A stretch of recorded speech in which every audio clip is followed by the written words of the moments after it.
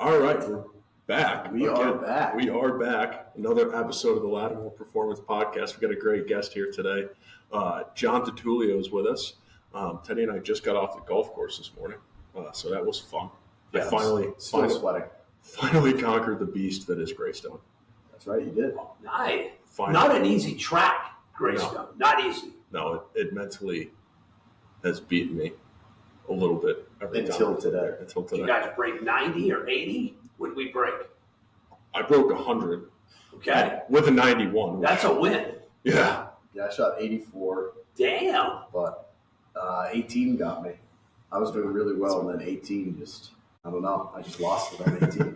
I haven't played there in a while. Is 18 the green that meets 9? Are there two greens in one? Yeah, it's the one you have to go over the water. Over the water. It's a great finishing hole. Yep. It is. It is, except when you hit it in the water. Yeah. Anyways, let's jump right into it. I met John through, John, my dad, Penn State guy, Bills guy, radio host, Lattimore guy. For over 10 years now. Lattimore. Yeah. 2013 I started. Okay, yeah. Awesome. Shoulder was bad, no range of motion. There's my ad. Started at 5% and they got it to 80%. Over on Tim Ann and his team over on Long Of course, yep. Tim's the guy. The great guys. Yeah. But and then my wife been there. She had a prosthetic hip put in, so she just rehabbed. My daughter and my mother-in-law. So we've hit for the cycle in my family. We've all rehabbed at Lattimore. That's great. The whole family. So why don't you give us just a little bit of background, pre-Lattimore, growing up. Where'd you grow up? Grew up in Erie, Pennsylvania. Okay. So, which is, Penn State country, really. Yes. So I grew up in Erie, ended up going to Penn State, and then after school, came back and worked in Erie in TV and radio, and then was lucky enough to land a TV job at Fox 31 in 97. And the rest is history. Then able to break in with Brother Weeze on his show, and then got my own sports show in 2006. Okay. All right. And then, so how'd you, from Erie, did you go to Penn State? Where'd you go to school? I went to Penn State. I did 2 years at Penn State Erie. Okay. And then transferred down and did 2.5 years at University Park. Oh yeah, the extra half a year. You got. I did the extra half year because I guess would have been my 4th year because it took me 5. We won the national championship. Oh yeah. So I was like, I'm definitely coming back. You got it. Right? Because 2 years in a row, they played for the national championship. Okay. In 85 and 86. 87, they were okay when they won 8 games that year. And then I thought about staying at school and getting my master's, but I'm stupid. I went back to Erie and landed a job. If I had to do it over, I think I would have stayed a couple more years just for football. Right. Well, I mean, now you're back there. Right, you guys have got an a condo down there. Yeah, a condo. My daughter's a junior there, so we're spending a lot of time. We're going to all kinds of games this year. We'll end up we'll go to the Kent State game. We're going to Illinois, UCLA, Ohio State, Washington. We have season tickets this year. Yeah. Got lucky enough to find season tickets. It's tough. Especially as they've gotten post-sanctions back into the spotlight. I mean, well, friends of ours didn't want them, and they've had them for over 40 years. So they reached out to us last spring and said, "Are you interested?" I introduced them. Let's go. Okay. Wow. Yeah, with a park. So it's the first time I've ever had season tickets since I was a student. That's funny. It's the last time. So it's been a while. And then so rewinding a little bit is, how did you go from, you graduate Penn State, did you always know you wanted to go into radio, TV, or how did that kind of translate? I always wanted to do TV. I wanted to be a play-by-play guy or a studio host or a sports anchor. So when I got out of school, I found a job. I interned at a TV station in Erie, and then when I got out of school, they hired me a few months later. But I was a cameraman. I ran tapes. I was audio. I mean, you name it, I did it. I started working overnights. Wow. So I basically started at the bottom. But I look back on those days, and it was a lot of fun making nothing. Yep. I mean, nothing. Living at home, But over time, a couple years later, then I got a radio show, and then a couple years after that, I became the main anchor in a TV station at Fox 66 down in Erie. Okay, so then how did you get from Erie and that show to Rochester? Is there a connection for you to Rochester? No, I had heard that they were looking. Fox 31 was starting up a 10 o'clock newscast. This would have been in summer of '97.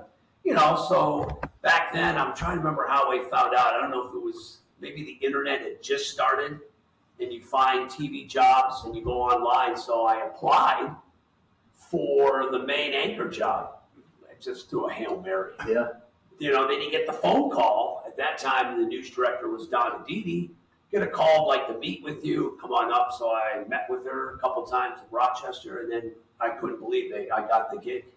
They offered me the job as the main 10 o'clock news anchor. And then a few years after that, I landed, was part of the Brother Lee show as an on-air personality. Yeah. Like his sports guy for 6 years, and then I landed my own sports show in '06 on Fox Sports 1280. Nice. And then when you came to Rochester, were you already a Bills fan, or is that training? No, I'm a big. It happened because I moved here. I'm a big Packers fan. Okay. Always have been. And growing up in Erie, it was all Steelers. It was Browns and Bills. It was 40-40 Steelers, Browns, 20% Bills. But then when I moved here, and then we would do our show from Bills camp, and getting to know guys like Doug Flutie and Drew Bledsoe, Ryan Fitzpatrick. I don't know how you don't help, or you have to become a fan. Yeah. So knowing those guys, I started rooting for the Bills. Now, being a radio guy, it's better when they lose, which they did a lot of. But now having a radio show, it's great when they win. It really is. It's. I mean, all the crappy quarterbacks they've had over the years. Oh, my gosh. Trent Edwards, JP. I don't need to go run down the list. Yep.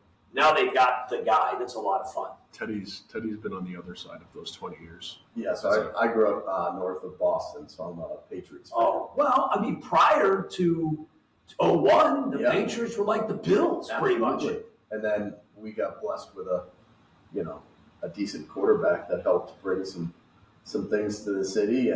But honestly, since we moved out here in 2021, and we moved here, and I was all Patriots. I'm still Patriots. You can't like the Bills. It's hard not to like the Bills. Right. I love the fans. I think they have the best fans in the NFL. I will say that. Just asked his son Colin about that. Yeah, my son has been taken to the dark side, and he is definitely a Bills fan. Wow, didn't follow in the old man's footsteps, huh? He knows that we are a Patriots fan. Okay. When the two collide, we know who we're gonna cheer for. We have yet to see that in action with Colin yet, though, because this is his first true season where he's got a Bills jersey now. Oh, how old is he? He's 5. Oh, now you're talking. We got him out to camp. Yep. My roommate Connor, Connor, he plays for the Bills, so we got him out to camp. Teddy, Kelsey, Colin come out onto the field. Colin wanders over and get Josh Allen's autograph. So he was pumped about that. Yeah, so Josh is a first name basis in our house. No, so he's full-fledged Bills. You have the other kids? I have a 1-year-old. Okay, so she does, too young. Well, maybe I can steal her and keep her one way, but we'll see. But the Bills are just so likable. Josh is one of the most likable superstars out there. Yeah, they have a very likable roster. Yeah. I will say they have a very likable head coach coming from my perspective. I think he's a great leader. I also work in a business in Rochester with clients who are Bills fans, so if it keeps them happy, I'm happy. Yeah, amen. It's funny how now the Patriots have become what the Bills used to be. Yeah. Right? They're looking for that quarterback. They got their roster. They remind me of the Bills from from that 17-year drought. Yeah. What they resemble, but we'll see what happens. New head coach, new quarterback. Yeah. So then for you, kind of getting back into this Bills thing, how was it for you coming to Rochester, right? I mean, that's 96, 97 was post 4 Super Bowls, the beginning of 20 years of pure and utter disappointment year after year? It was awful. I mean, when I was in Erie, we covered the Steelers, Browns, and Bills. I remember covering a couple of AFC Championship games with Buffalo and a couple of playoff games. But when I got here, they had Todd Collins was their quarterback, and then Alex Van Pelt, and then eventually it was Doug Flutie and Rob Johnson. But I mean, you just saw this team. You could see them just eroding. You know, by that time, Thurman Thomas was gone a few years after I was here, Bruce Smith and Andre Reed. So they gutted the team. And then you saw the plight of the Bills. I got to know their GM, Tom Donahoe, Greg Williams, their head coach. And it seems like year after year, they did draft well. They weren't getting free agents coming here. Ralph was a frugal owner. So you just saw the plight. It was very disappointing to see. But having a radio show, it was like the greatest thing of all time. Angry callers equal great ratings. Yeah. There it does. Yeah. Well, and I think you've seen that transition, especially with the Bills, the last 6 years with Brandon Beane and Terry Pagula and Sean McDermott.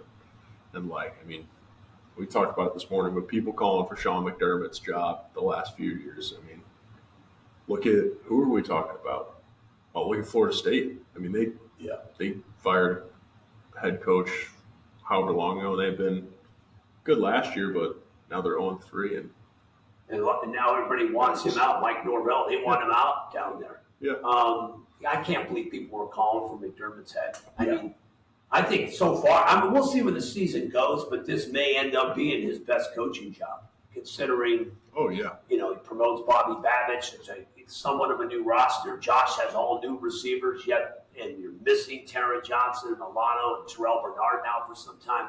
That's a good football team. And they're still not getting love from Vegas in terms of being a Super Bowl favorite, but we'll see. Jacksonville and Baltimore next 2 weeks. We'll see what happens. Yeah, I mean, that's what I said coming out of camp, doing my 6 weeks in camp, which podcast people we'll get to another week.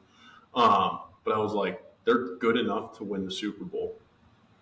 But their schedule, it's the playoffs. Schedule's brutal. Their schedule is hard.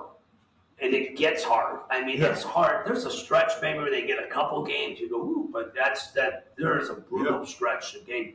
3 consecutive road games. I mean, starting with Baltimore? I mean, that's ridiculous. Yeah. I don't know who gets 3-game road trips. This isn't baseball. At least we don't have to go to London this year. Thank God. They hated that trip. Oh, I bet. Who wants to go there? Nobody wanted to go to Brazil. Oh, my God. Packers or Eagles. But going to London, I think, to me, disrupts everything. Oh, yeah.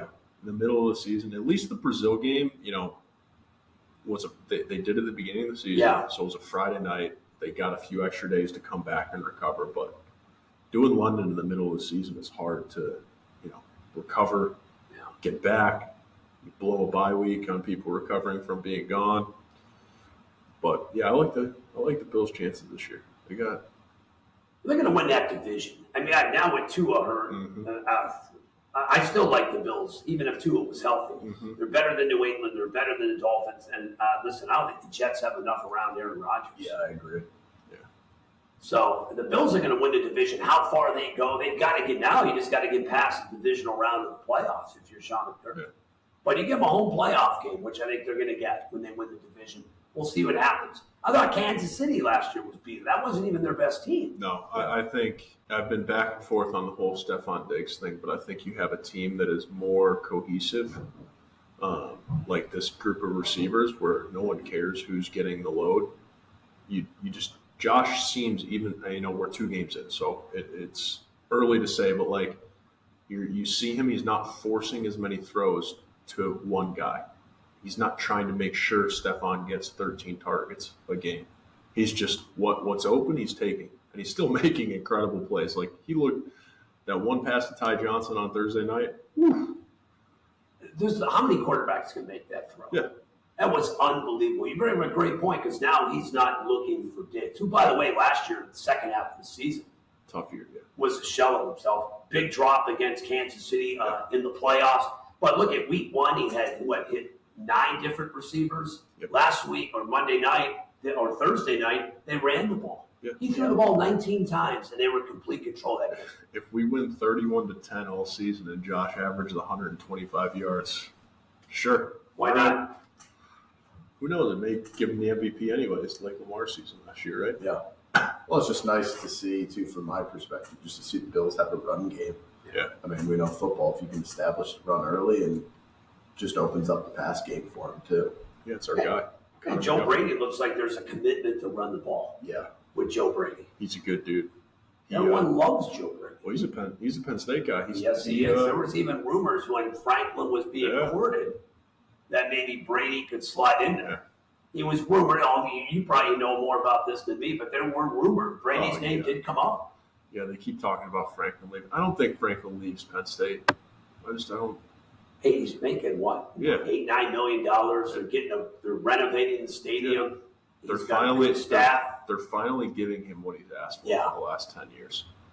So now, I mean, he's got to go win some big games, but he's got to win now. Now the pressure's on with the 12-team playoff because if he doesn't get in the next 2 years, there will be, if he's from alumni like myself, where's Matt Rule? Bring Matt Rule home. So there is now, for the first time, there's always pressure, but there's a little bit of pressure now starting to build on Franklin. A little bit. I think he gets into the playoff this year again. I mean, you can go 10-2. That's fine. For Penn State fans and you being an alum, Charlie, you just want to get in the playoff and then see what happens. But, who knows what happens this year? I mean, I feel like college, we've talked about the NIL and that changing, but the college landscape of who's, week to week is changing. You're getting a more professional look as to week to week. The Vegas line isn't going to be as drastic. Like NIU, the MAC schools they're closing the gap despite I thought NIL was going to just blow the gap wide open. I think the transfer portal's helping there. Yeah, for sure.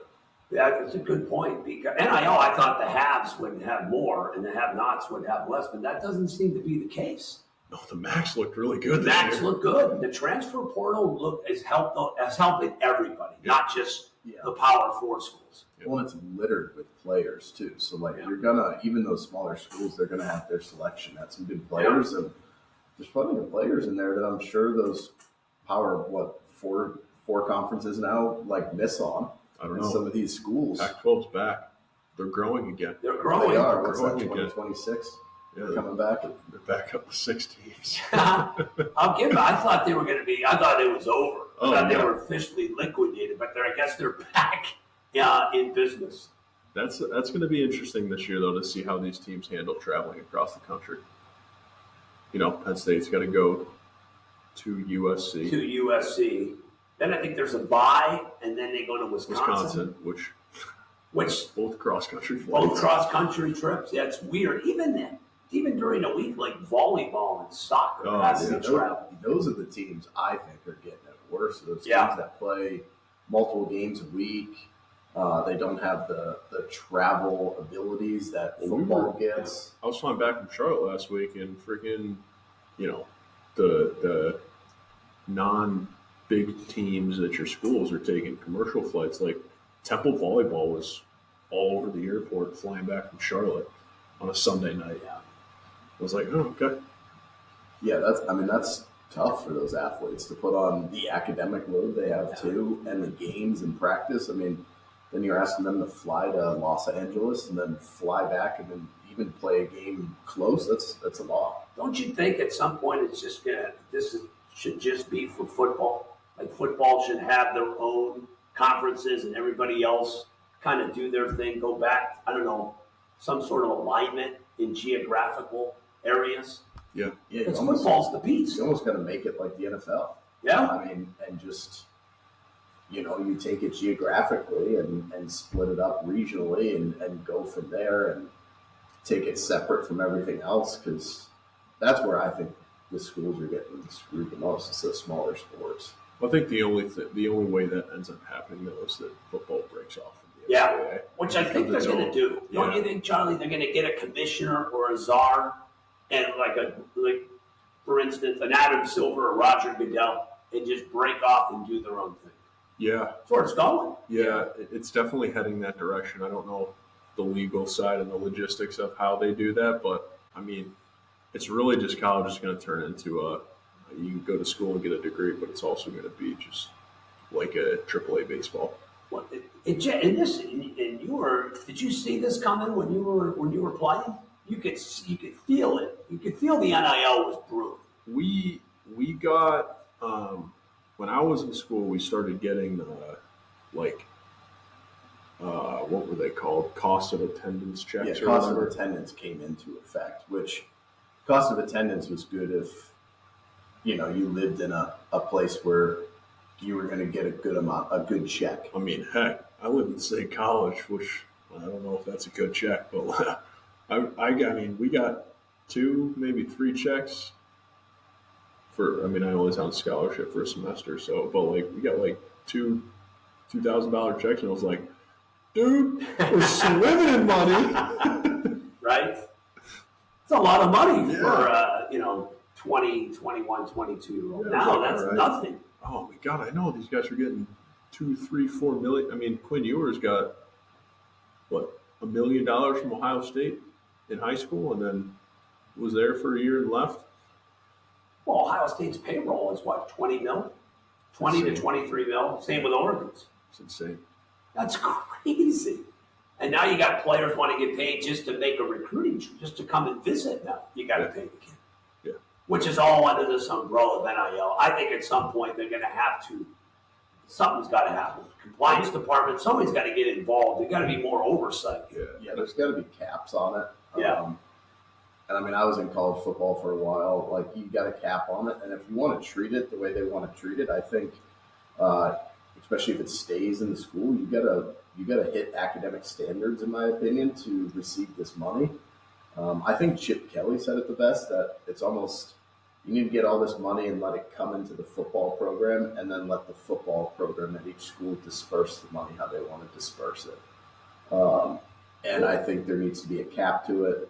And if you want to get treated like the NFL, and this is coming from a college coach for 10 years, I think you need to be able to hit academic standards to either get a bonus. And if you don't do things correctly, instead of the old way of you're going to run after practice, it's $1,000 fine. I mean, if you want to be treated like a professional, then I think it needs to come down that line. And it's gotten out of hand, in my opinion. And really, let's be honest, it just took the bag man for each program out of it. Yeah. And now it's made it, in quotes, legal. I can't imagine this is all above board right now, stuffing money in an envelope now. Yeah. Which back then got SMU to death penalty. Yeah. Now it's deemed legal now. Yeah. Oh, yeah, and they returned Reggie Bush's Heisman. Yeah, it was just a Heisman commercial I saw. Yeah. I don't know. I think NIL missed the point. I think the whole argument when they started NIL was that these schools are making $1 billion off student athletes every year, so why don't we get a piece of the pie? But the problem with NIL is we didn't get a piece of the pie. Now you're just asking donors to pay, all this money for season tickets, which are getting out of hand. You're getting $9 beers at stadiums, but then also there's someone walking around being like, hey, so you want to donate another $1,000 for our NIL collective so we can pay the players? Meanwhile, the school's still getting $1 billion, and the athletes aren't seeing the piece of the pie. Like that to me was when we were in school. Like that was what we meant. Was like we deserve a piece because you're using us to make all this money in games. That's why people are coming. Yeah. We're not seeing any of it now.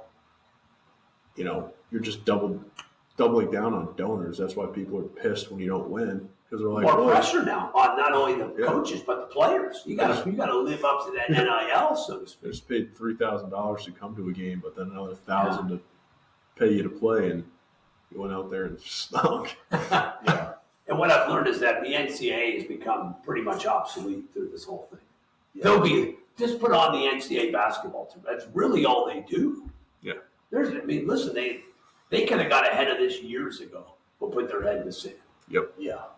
Yeah, I think it was almost like they didn't really see it going anywhere, but then, like I just said, I think it got used as more of a recruiting tool than anything. True. Instead of, like he said, they could have just came up with a plan of like, all right, we're going to take this money that we get, we're going to split it up, and you're going to get a percentage, and that's what you get. But, I mean, at the end of the day, the NCAA is going to be happy because the TV contracts are only getting bigger. People are still paying to sit in seats. So the money's still there for them. And it's not like they're going to the NCAA saying, give me the money you're making to pay players. They're going out to get it elsewhere. Charlie, would it bother you, or does it bother players that some players are making big money and some aren't? Could that cause a little rift in the locker room? If you were playing, or if you know anybody, the offensive linemen probably aren't getting big NIL as opposed to quarterback, receiver, linebacker, running back. Yeah, I don't know. I don't know. Would it bother you though? Like when you were there, like Saquon Barkley, if there was NIL, he would have made millions of dollars. Probably Trace would have too. Yeah, and I think that would be expected. Yeah. I feel like I had built a big enough name for myself off the field that I would have gotten more than your average non-offensive line. Everything you did, that's true. With Thon and stuff like that. But it would have been for that reason rather than the play. I think you get guys that are more apt to, regardless of what they do on the field, will probably get more for just they're more apt to be personable and meet people and go jump in commercials and do what you ask, as opposed to other guys that just don't want to do that thing. But yeah, there's going to be I'm sure there's some type of rifts, and but you see the quarterbacks that are getting the $8 million a year buying this and that for all the other players. So it's a weird dynamic for sure. Even when you see those videos, I'm like, that's awesome, but also it's just such a weird dynamic in college of, hey, your quarterback's buying you all 3 Bose custom headphones. Well, I'm thinking that's what coaches now hear. How much am I going to get paid when they go out get a recruit? Yeah. I think the recruit is not even saying, am I going to play right away? What's the facilities like? It's how much money can I get playing at said school?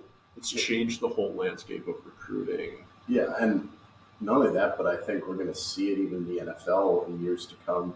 And that's one of the big reasons Coach Saban left, is you're taking the development side out of the game. Is these players come, they just want to play. If they don't like what they're doing, they're going to jump and go somewhere else. Where now you're going out to not just recruit a kid at 17, 18 to come in and be in your program for at least 3 years and develop.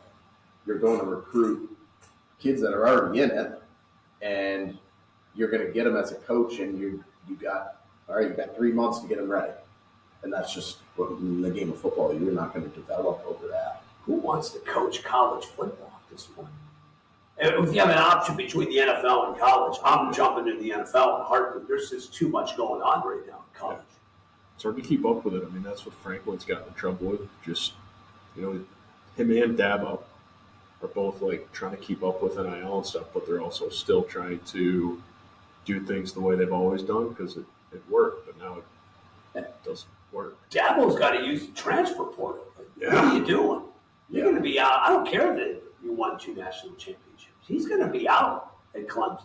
Yeah. That's what I thought would be the unthinkable. Yeah. Yeah, so you start seeing guys that wouldn't have – the first 3 years of the transfer portal, Franklin refused to use it. Yeah. Now he's starting to use it, and they're maintaining relevancy. The 2 corners they brought in, he's used it well. Absolutely. This year. Clemson's kind of tanking. That's not a good football team. No. Yeah, they haven't been relevant since, 2018? Trevor Lawrence. Yeah. 2018. Basically since Trevor Lawrence, right? Yeah. I think that was his last year, 2018 or 19. Yeah, 18 and 19, right in there. Yeah. So, it's changing. It's wild. Yeah, it definitely is. I'm kind of glad I'm out of it. From my friends that are still in it, everybody wants to go to the NFL. And there's still guys that still love to be in college just because working with kids, and you still get that aspect. But yeah, it's tough. And I'll talk to guys and they're like, I'm pulling into my parking lot, my Honda Accord, and grinding away, making, the money you're making as a coach. And here comes the new recruit with a Lamborghini that he's driving and comes out with a Gucci bag. And that's crazy. I'm happy for the kids, but the whole NIL was if they wanted, if the company wanted you to endorse their product or put you in a commercial. Now it's It's just straight up payment. It's straight up pay. It's pay for blood. Yeah. It's pretty much what it is right now. Yeah. It's not really endorsing anymore. It's No.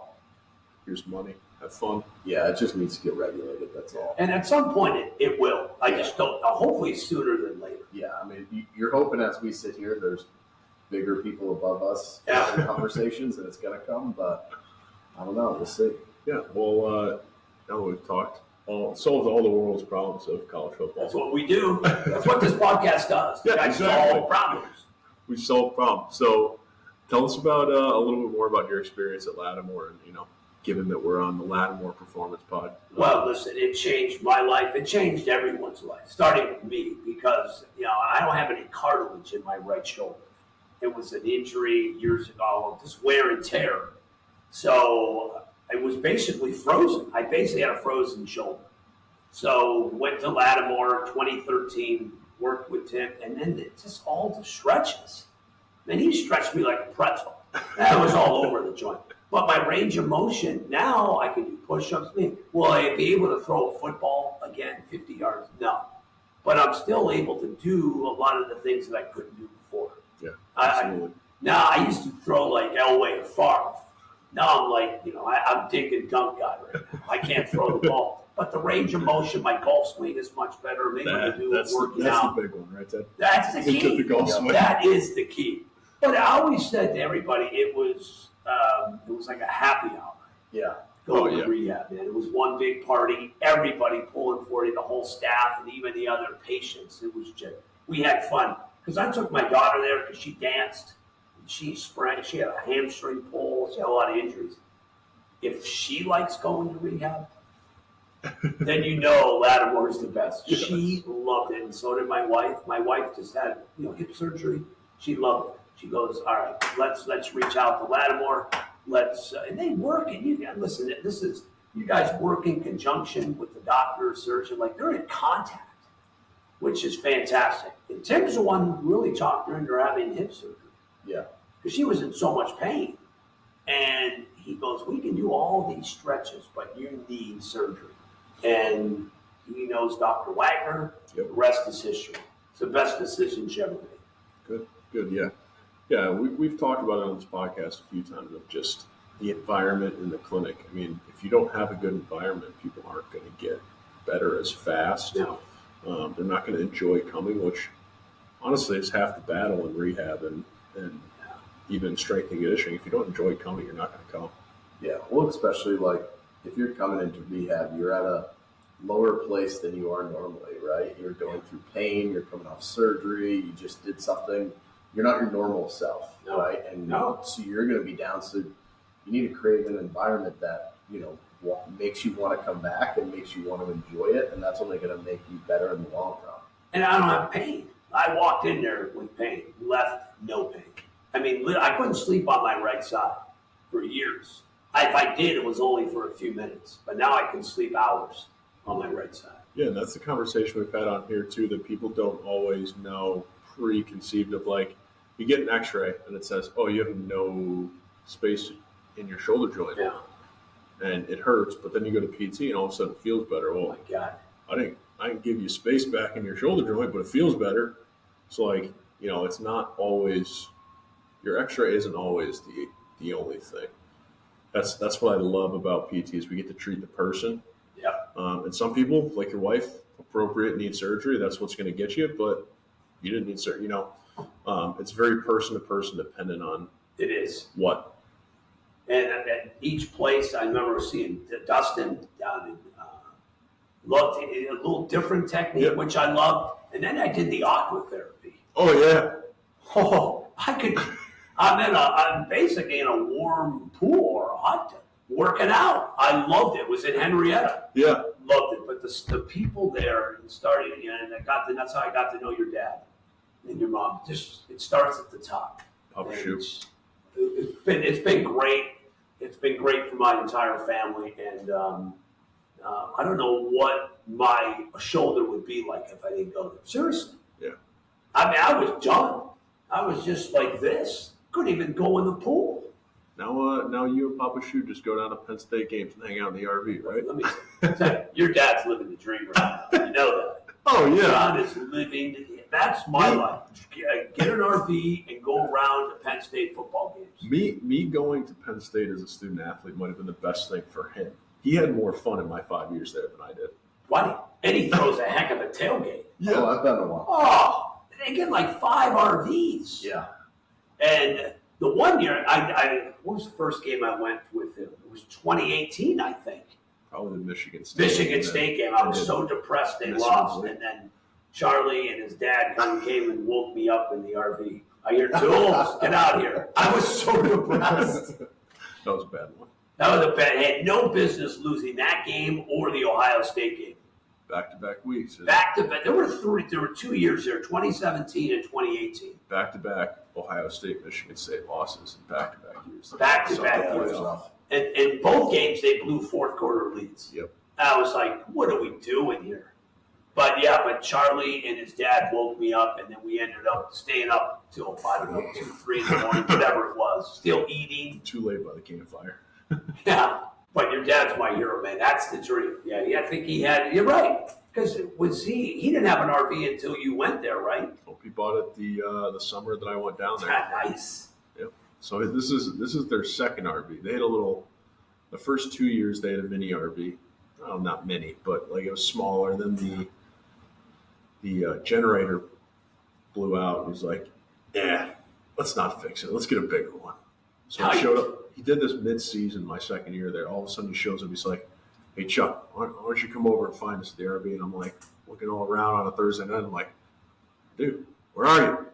And he steps out this RV. He's like, hey, we're over here. Just so you know, we bought a new one. I was like, oh, okay. I mean, this thing's like a tour bus, man. It is nice. Oh, yeah. Sweet. It's the only way to travel.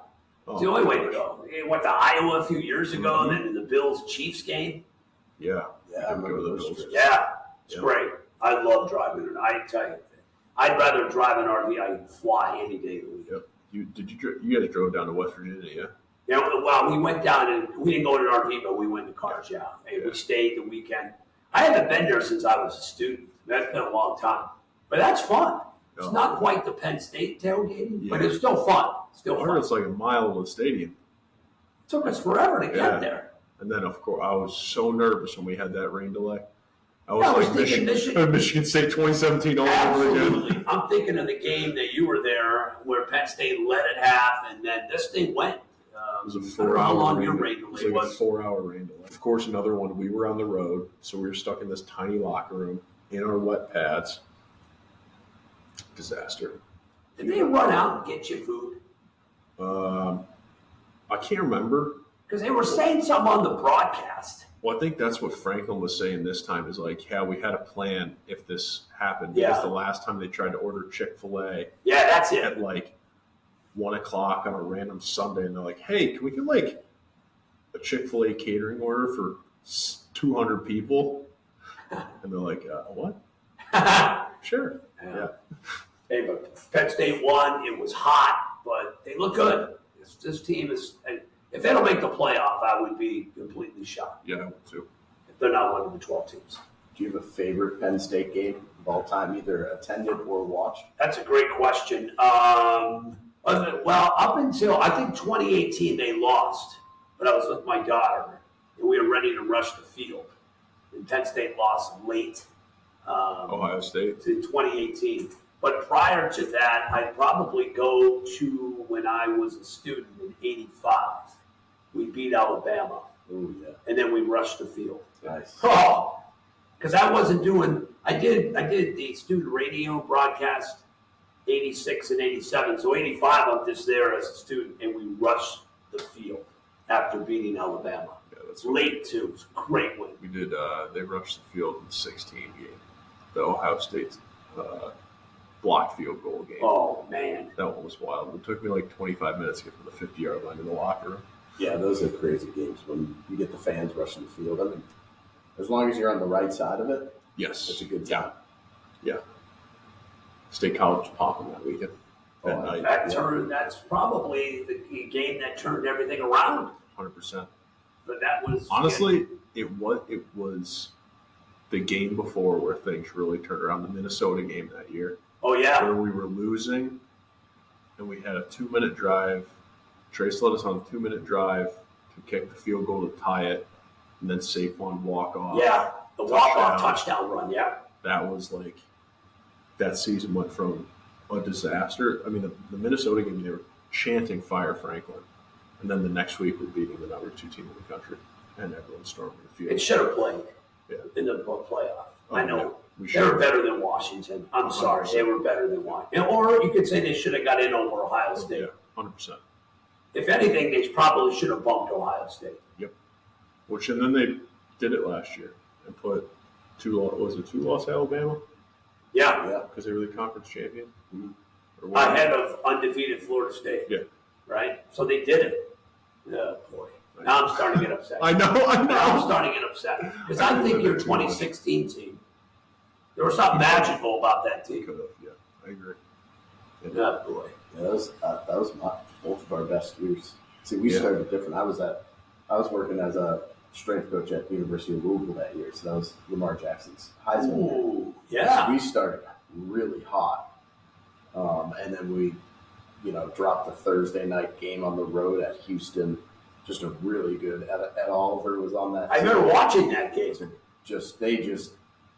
From the first kickoff to the end, they were beating us. They were a really good team. They had beat us the year before at home too, so we knew they were going to be good. And then, we went into play Kentucky, and it was a game that was basically.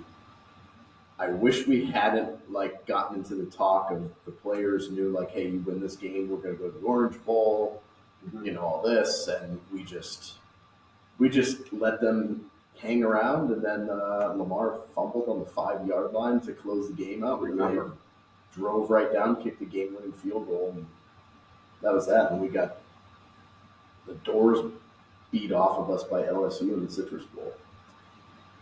Trying to remember. Yeah, how bad? That's right. They blew you out, if I remember. Yeah, it was. I mean, it wasn't terrible, but it was not. It was not a great game. They had an incredible defense, and they just shut Lamar down. And Darius Geis ran all over us. Wow. They had a really good. That's amazing. It's just hard to manage. You guys have been there. NFL guys are adults, but you got to remember, college are just kids, and sometimes they do hear all that noise, and they feel the pressure. Yeah, the rat poison. Coach Saban. Yeah. They hear that stuff, and how do you play? They're 19, 20, 21-year-old kids. Yeah, and if you haven't been there and been around the winning stage that long, for that team that I was on, University of Louisville, you knew about. Charlie Strong had some good years, but you weren't all talked about that much. But that year with Lamar, and we were doing good. There was a lot more buzz around the program, and if you couldn't keep the kids in check, it was hard. I mean, it's a lot of pressure for them to, hey, we should win this game. You should win this game. Yeah. And that's when I see a Penn State team struggle, or any team, that's what I think of. These kids are young kids, man. Hard to tune out all that noise. Another game I just thought of, 94, we were number 1 in the country. We blew out Ohio State, and I was there with my buddies. 63-14, and we dropped in the polls. Yeah, I remember that. Because Colorado lost to Nebraska. So Nebraska leapfrogged Penn State. But that game may be the finest Penn State game I've ever witnessed. Well, in 94, they finished undefeated. Yeah. Nothing. And finished second in the country, which is a joke. Yeah. And you know what bothers me about that, Charlie? It bothered me then, bothers me now. It's going to bother me when they bury me. That's it. Because if you remember the decade, you guys were probably not even born then. When were you guys born? I was 90. Yeah. Oh, you're 90? Yeah. All right. I was 95. So all right. They had split national champions in 90, 91, and 97. I knew 90 because Colorado's a split. Colorado split with, I'm trying to remember, was it Miami? It might have been. And then Washington split the national championship. Oh, no, it was Georgia Tech. Georgia Tech split the national championship with Colorado. 91, it was Washington and Miami. And then 97, it was Michigan and Nebraska. Okay. So, but 94, Penn State doesn't split. They just wanted to just hand Tom Osborne. Yeah. I believe. I think there was a little bias against Paterno and Penn State. and they gave it to. There's no way they should have been unanimous in both polls, even though they beat Miami in the Orange Bowl. Bothers me. Still bothers me today, Chuck. Yeah, it still bothers my dad too. Oh yeah, your dad and I talk about it. They averaged 48 points a game that season. Honestly, from everything I always heard about, the '94 team was probably the best Penn State team that they had. It was better than their 2 national championship teams. Yeah, for someone who was there in '85, '86, they were better because they had Kerry Collins. Yeah. Over John Schaefer. Yeah. And they had Kajana Carter. Now, DJ Dozier was good and Blair Thomas, but they had, I remember Carter was the 1st overall pick. Collins was the 5th overall pick, and their tight end, Kyle Brady, was the 10th overall pick. That team, but what killed that team, they didn't have what the 85 and 86 team had, defense. Yeah. Those two, they were littered with line. Shane Conlon, on both those teams. That's what the '94 team didn't have, an elite defense. Yeah. So. Yeah, well, '86 was a good year for Papa Shu. He and the Mets won the World Series. Yeah. Once they won the national championship. That's right. I think that's why now he gets so upset when they don't win. He was spoiled. I was spoiled. Yeah. 85, 86. And then, Penn State was always going to challenge every couple of years. They always had a good team. They were good in 86, and then 80, 90, they were really good. 91, they were real good. Then 94. So every couple of years, Paterno would have a team ready to compete for a national championship. Man. We're close right now to competing every year. I mean, we're technically competing every year. We're just close. They're this close. I mean, listen, it took, I know, listen, this thing between Franklin and the Paterno people. I know. But, I know Joe had a lot of undefeated teams those first early years, but he didn't win a national championship. It took him 16 years, from 66 to 82. Now, they were an Eastern Independent, and they probably got hosed by the pollsters a couple years, 68, 69, maybe 73, but it did take them 16 years. Yeah. 12 to play for a national championship. Yep. So, and this is right around where I think Franklin, year 10, 11? 2014 was his first year. Yeah, so this is 10, I think. 11 seasons, 10th year. All right. Now, okay. Yeah. Now it's time. Yep. Feel like it's time. Yeah, and I think the 12-team playoff only helps him and the Penn State. 100%. Yeah. Now, if he doesn't get in, like we talked about earlier, the pressure is on. Oh, yeah. Pressure's on. No way. This year, if they don't get in this year, next year, because this is the recruiting class. Yep. Aller, Singleton, Allen. This was their big recruiting class. So, and you figure Aller will probably jump to the NFL next year, I assume, or maybe not. I don't know. I don't know. It'll depend on the rest of the season. Jump to the NFL. I don't know, but Catron and Singleton, I think, probably have a better shot than Aller does at this point. But it's only 2 games in. Still 10 games to go. We'll find out. Yeah. People have gone to the NFL unless. Yeah. I'll keep the questions going. But so since you've been in Rochester, what's been your favorite either game or sporting moment since you moved to Rochester? Locally, it would probably be, now this is going to date myself, when the Rhinos won the A-League championship in 98 and then repeated in 99 when they won the U.S. Open Cup. Because you got to remember, you guys don't remember, the Rhinos were the number one game in town. I remember the Rhinos. And they used to sell out Frontier Field. Yeah. So we're covering them in 98, 99. There's 13,000 people there. Yeah. For a game in the playoffs, to me, that was probably the most fun I think I've ever had. And then the one year I did travel with the Bills. I was part of the broadcast. That was 03. They weren't very good, but traveling with them and hanging out with the team and being a part of the broadcast, that probably is, I wouldn't say the most rewarding, but that's probably the most I learned. Being part of the Bills broadcast. They got a really good broadcast crew right now. Eric Wood and Chris Brown, who I worked with in 03. Yeah. Brownie and I did the pregame show. This is over 20 years ago. That was a lot of fun. Yeah. Just a lot of fun. And then, covering the Bills. I would cover the Bills from 98 to 08. So I saw a lot of great games. probably the 98 season when Flutie took over for Rob Johnson. That was magical. Yeah. Covering that team and being in that locker room every Sunday. Remember, they started 1-4. So that was probably the best when they rallied and beat Jacksonville. And that's when the Flutie magic just took off. I would say that would be the best Bills game I ever covered, 98. The years of... Yeah, then they stunk. Yeah. They really did stink. They were never, the worst part about it is they were never terrible. No, I shouldn't say it. They would win 7 games and draft like 12th or 13th. You would always miss out on the top draft pick, but still go like 7-9, 8-8, 7-9, 6-10. Yeah, they didn't draft very well. They drafted Marshawn Lynch, but Dante Winder, Aaron Maven. They had Mike Williams. I think of some of the busts that they had in the first round. Yeah. But now, as you know, they got the GM coach and quarterback. Yeah.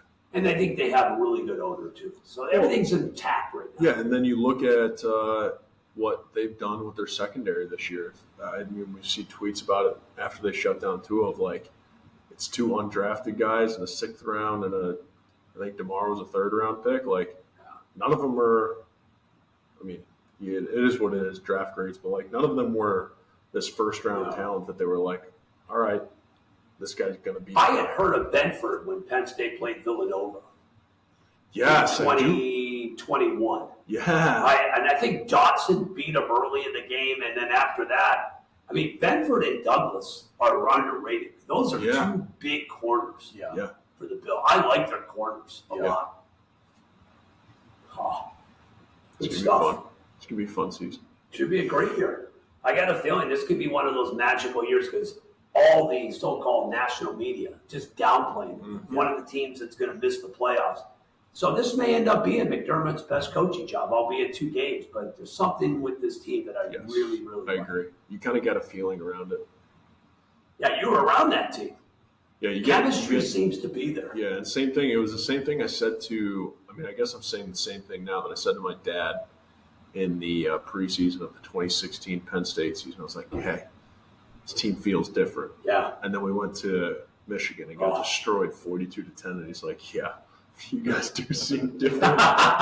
We had a lot of injuries, and you guys were still learning from what I read. Joe Moorhead's offense. It was brand new, Brand new. He said that. I was like, dude, just wait. I looked at him at the end after we went to the Rose Bowl. I was like, different. Yeah, it's a good run, huh? It was good. A lot of good memories. Yeah, good stuff, guys. And then for you, if you could have a special guest or someone on to talk to or interview, who would be your number one? If you could think of your number one. Ooh, Penn State guy? Anyone. Anyone all the time. Well, broadcaster, I would want Brent Musburger. That's my guy. Okay. I'd love to interview Brian. Penn State, that's a good. I don't know if I go back. I interviewed Shane Conlon, who was I would love to interview Bill O'Brien. Yeah, that'd be good. That would be. I would love to interview Bill O'Brien when he inherited and really saved the program, as you know, Charlie. Yeah. And then handing it off to James Franklin, and then I'm a big Brett Favre fanatic. Oh yeah, Favre's my guy. Just the excitement. Being a Packer fan, you want to talk about being a Bills fan, being a Packer fan was horrible. Horrible my entire life until Favre showed up in 92. And then he changed everything. Yeah. For Penn State, I would love to talk with Bill O'Brien, Brett Favre, NFL broadcaster, Brett Musburger. That's a good list. Love it. Yeah. It's a good list. Well, I appreciate the time. That is all we got here. Teddy, what's my saying? It's been so long. I normally finish this off. Honestly, I can't remember either. I can't remember. Well, anyways, it was fun. Thank you for your time. You guys were fantastic, man. It was a pleasure being part of the show. And love to do it again sometime. Yeah, absolutely. And I'll see you guys at hopefully a Penn State game, and more importantly, I'll probably be at Lattimore soon too. I mean, maybe we'll do this again after the Bills Super Bowl victory in February. After Penn State makes the playoffs, and maybe they win it, and after the Bills go to the Super Bowl, I'm back in the cave. Yeah, we'll have a celebratory cave trip. Anyways, guys, thanks for listening. We'll see you next time. Bye.